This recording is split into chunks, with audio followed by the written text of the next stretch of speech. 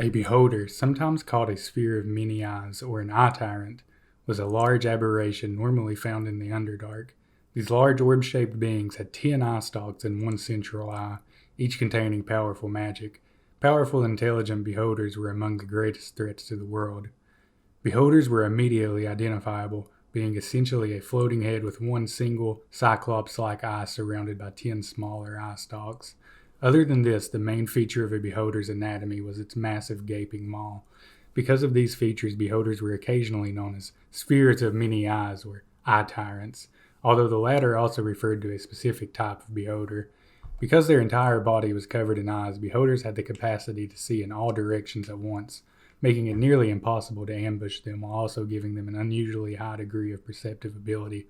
Although most beholders lacked the capacity to see color, they had the ability to perceive even in the most darkened environment, under conditions in which a human or similar creature would be rendered blind. Beholders were also capable of flight in spite of their lack of wings or similar physical features, simply hovering above the ground effortlessly.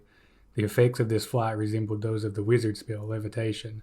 Beholder minds were divided into two separate entities. Each of these entities thought and acted on its own accord, even though it was bound to the same body as the other half of its mind. Neither half of the beholder's mind trusted the other, so they hid a lot from each other, creating a very paranoid relationship. Sane beholders were beholders whose minds were not divided, so to speak. They were still two entities within the beholder, but neither hid anything from the other, making a less paranoid beholder.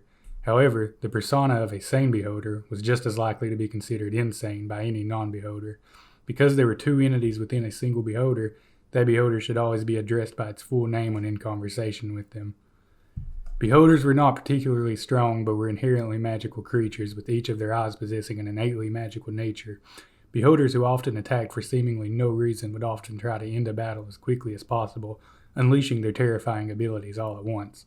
Among the most basic of these attacks was their deadly ability to project magical power from their eyes, in varying forms such as instilling fear within, charming, knocking out, petrifying, disintegrating, slowing, or killing their enemies. Any combination of these was possible, although they often only used two at a given time.